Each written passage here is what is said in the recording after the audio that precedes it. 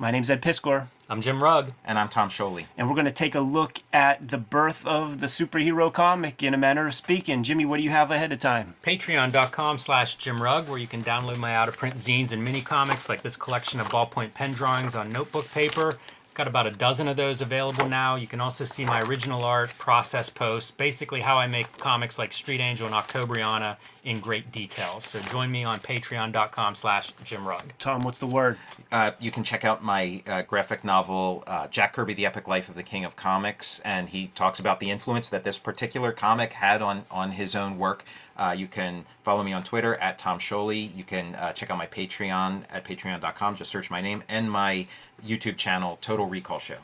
Red Room comics are out in the wild as we speak. Murder on the Dark Web for Fun and Profit is the name of the game in the Red Room universe. 2 issues on the stands as of this recording, with new issues coming out every 4 weeks.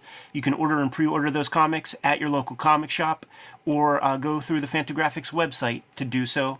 Links in the link tree in the description below this video for that. If you want to read these comics before they hit paper, then go to my Patreon, patreon.com/Ed Piskor. $3 for the archive there, more than 100 pages, and I'm into serializing the 5th issue so far. That's well over 100 pages of content, man. So a lot of stuff there. Both links at my link tree in the description below this video.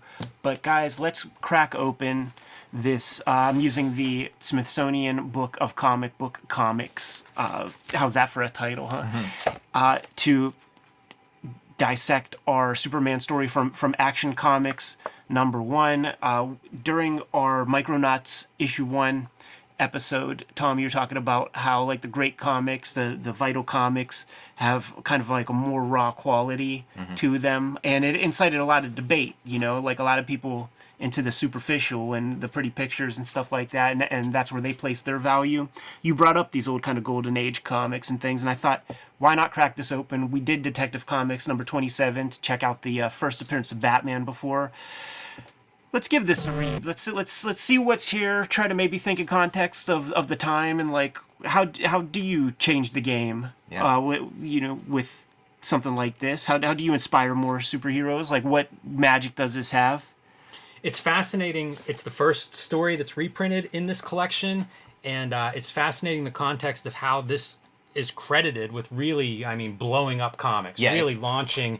You know, they say in their intro, you don't even have this book if not for this comic. You know, the Smithsonian collection, if not for Action Comics #1, and specifically the Superman story, which, you know, it can't be overstated, the impact that Superman had on a very young industry. They don't mention it, but I always like to bring up that Max Gaines was the editor, who Superman famously, as we'll get into, you know, it's a newspaper strip that they're trying to, as they say, pitched it to every syndicate. Everybody passed on Superman, everybody. The one person who saw it and thought maybe this works, Max Gaines, who would go on to form to found EC Comics eventually.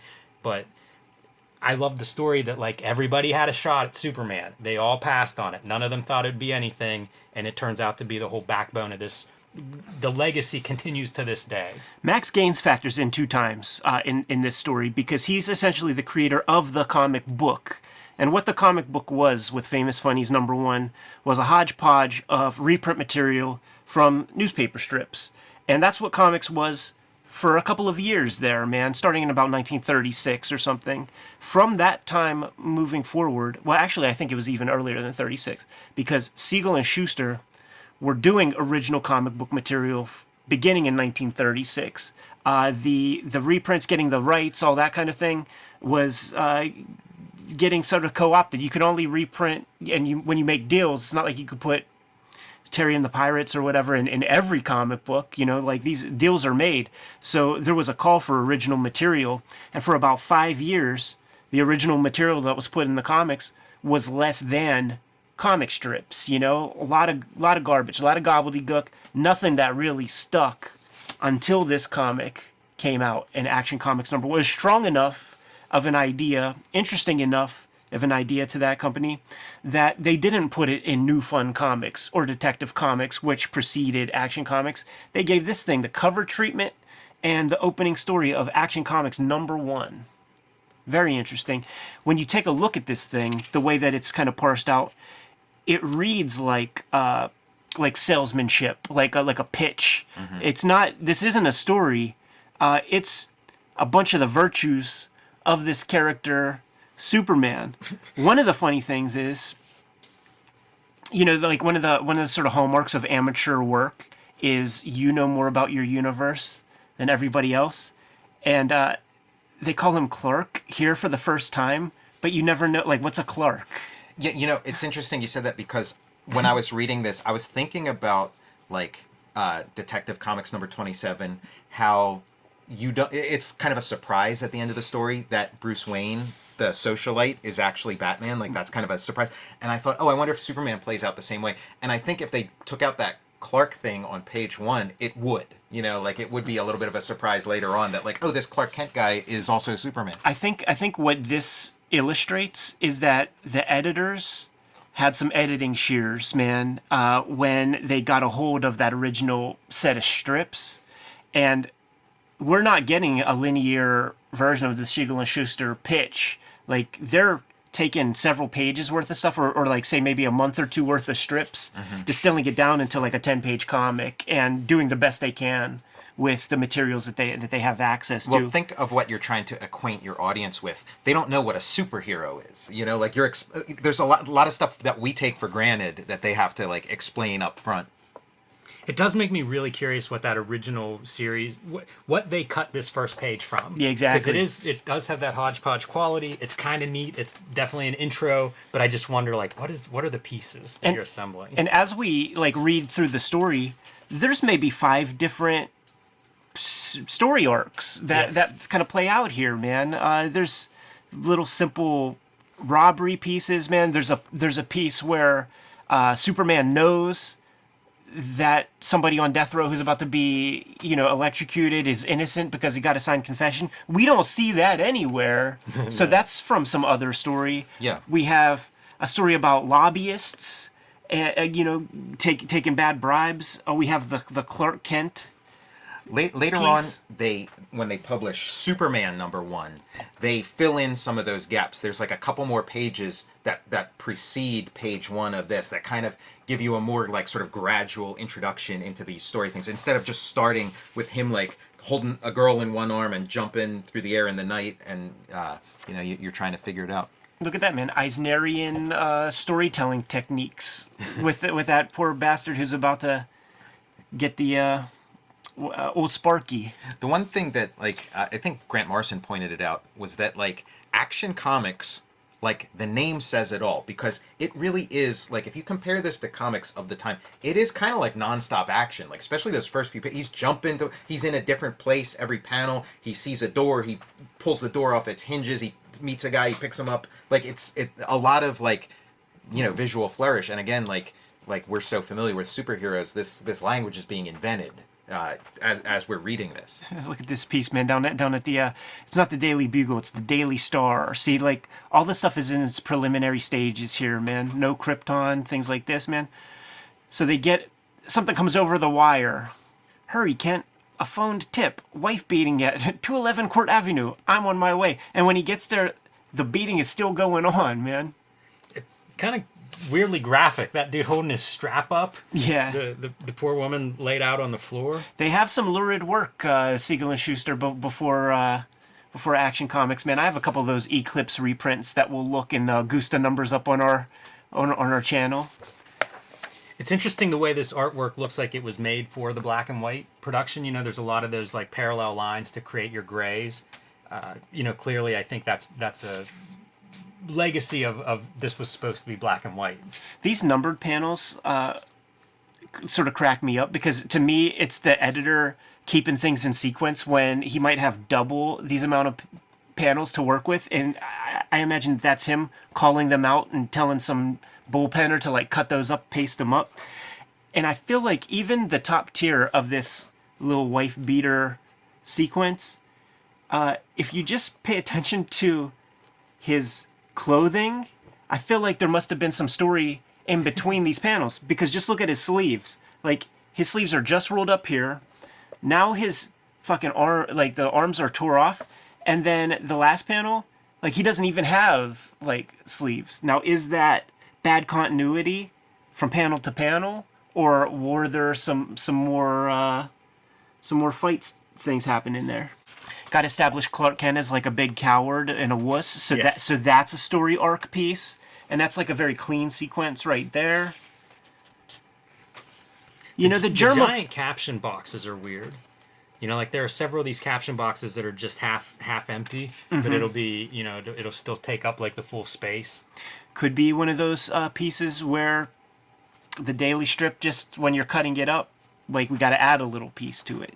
And to me, this is where a star is born. And like they Yes. knew to take this moment and put it on the cover because it's like, you know, up until this point, like once he picks up that car, shakes it out up, everybody falls out, and then he smashes it. That's like we're on. We've just crossed over from one world to another. Yeah, they describe in the introductory piece, man, that John Carter, Warlord of Mars, might have been like a big inspiration. The idea of John Carter, you know, an Earthling, goes to Mars, and his strength is enhanced by the gravity of that planet. So let's do a reverse version, man. Yeah, they inverted a formula, and you know, by inverting a formula, like created something completely original, and then now like people reinvert the formula. You know?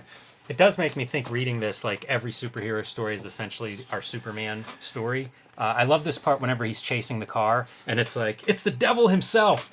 It's kind of really a cool characterization for Superman. It makes him feel like otherworldly. Like now we've seen threatening. this thing 10 million times, but the first time the dude's running as fast as your car in the rearview mirror, yes, that's a terrifying moment for the guy driving. Just, you know, see Terminator 2. There you go. There's even those bits, even in the very beginning with the salesmanship aspect, when you got to get the editors and the syndicates on board. Like, it's too much of a leap, no pun intended, to imagine a guy flying. But he can leap 1/8 of a mile. 1/8 of a mile.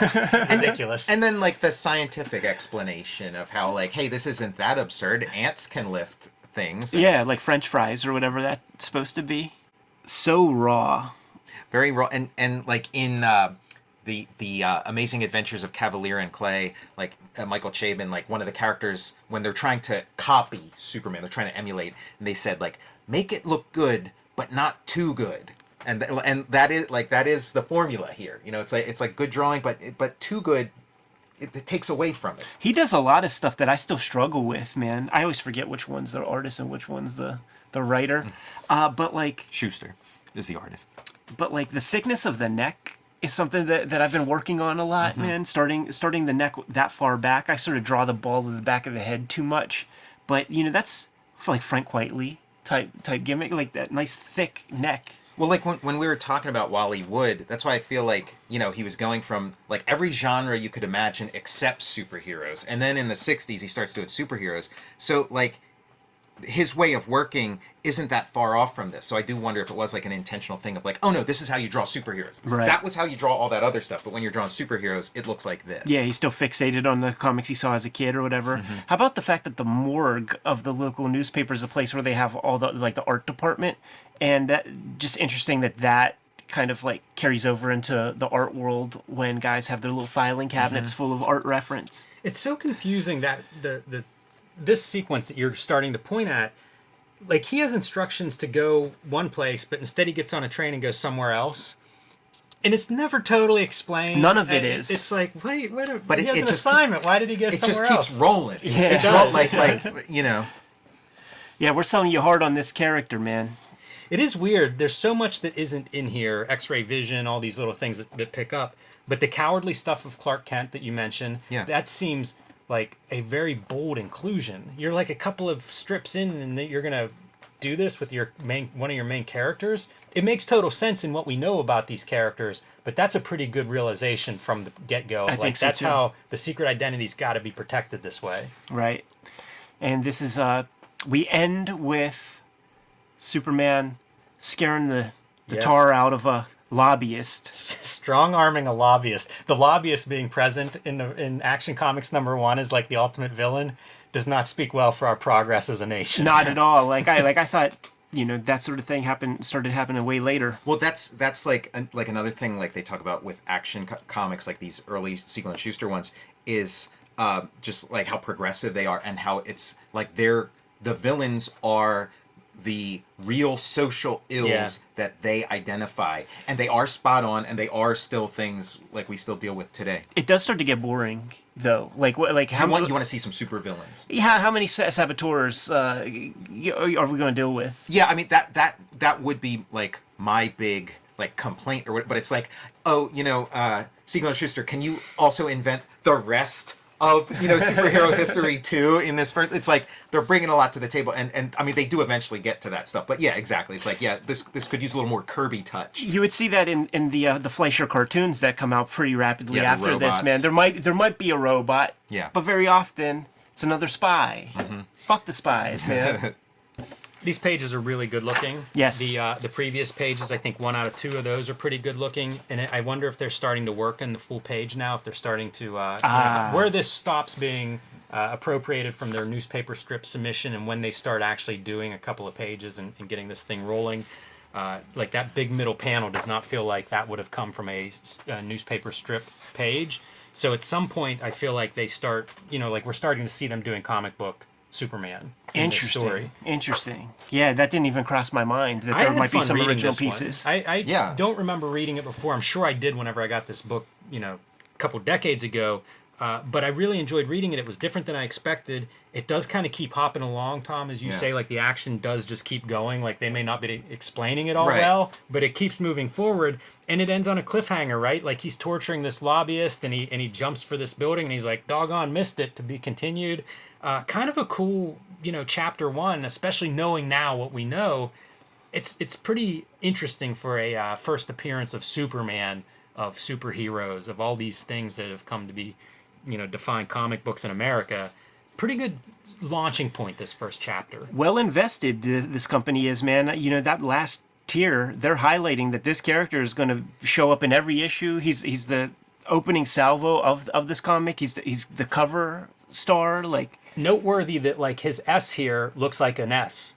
That's the first time in all these pages. If you look back at some of Yeah, these it's other just symbols, some of these kinda weird other looking. triangles, like there are some early on where it doesn't look like they're even trying to make it into anything, serious.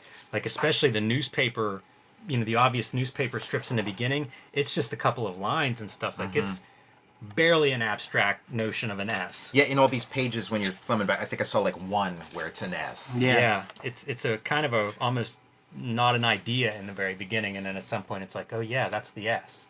Because of this comic, this is why like comic books, no matter what kind of stuff happens, like are always going to be associated with superheroes to some degree or not. Like it's just part of the DNA. It's inextricable. Even in this like post graphic novel age that we live in, it's just like that's like when everybody kind of closes their eyes and right before they fall asleep and they think of comics, this is like what you see is Superman. You see Superman. You see like superheroes, and like for me, this comic was maybe like one of the first comics I ever read because like I didn't really have like a comic book collection when I was a little kid, but in the school library they had Superman from the 30s to the 70s, that like big book. So it was like, wow, a big book about Superman. So I like read this. I would always get that book out over and over, and I read this story like over, and like this is like a well-worn story for me. I see, like when we look at Fletcher Hanks and you read this, it feels like it makes so much sense. Like you could go right from this and be like, hey, Fletcher, give us something that's sort of along these lines. Because it's Superman, sort of torturing the bad guys, a weird sense of what superhero justice is or looks like. There's The thick neck. really interesting parallels there because there's oddness in this. Yeah. I disagree with the generation. I disagree with the close your eyes and you see this as comic books. I think that's true probably if you're 35 or older. But I think there's probably millions of readers now that have never seen a superhero comic book or a comic book or a comic book store, and they don't see this. I think there's going to be a lingering effect. It's in there. It's on a Jungian,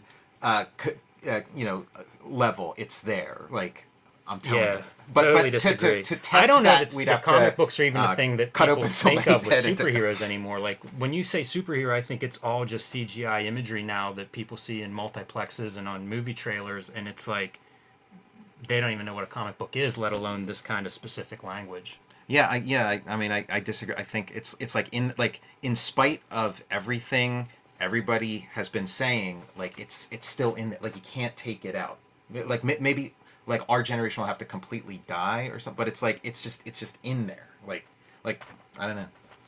And it's because of this comic. This was like the killer app for the hardware that is comics. It's a mascot for selling comics. Yeah. You know, for this first, when this was still a novelty, the comic book, like that's your guy that sold it. Yeah. What Milton Berle did for television. I mean, you can play a video game now. You can never have played Pac-Man, but if you play a video game now, like Pac-Man's in there somewhere, you know? Comic book family tree coming to you from Tom Shealy. Anyhow, let's bounce, guys. A lot of food for thought. Kayfabers, like, follow, subscribe to the YouTube channel. Hit the bell. We'll notify you when new vids are available. Jimmy, what's out there? Patreon.com/JimRugg, where you can download my out-of-print zines and mini comics. You can see my original art, how I make the comics I make. Patreon.com/JimRugg. Tom. Jack Kirby, The Epic Life of the King of Comics. Learn the story of the guy who created everything else in comics. Red Room Comics in the Wild, every 4 weeks, man. In stores now. 2 issues at the very least. Murder on the Dark Web for fun and profit. If you want to read the comics ahead of time, patreon.com/EdPiskor. $3 for the archive there. And those comics hit the Patreon before they hit the paper edition. Jimmy. Subscribe to the Cartoonist Kayfabe e-newsletter at the links below this video. You can also find Cartoonist Kayfabe t-shirts and merchandise at the links below this video. All right, man. Give them one last set of marching orders, man. We're going to be on our way. Read more comics.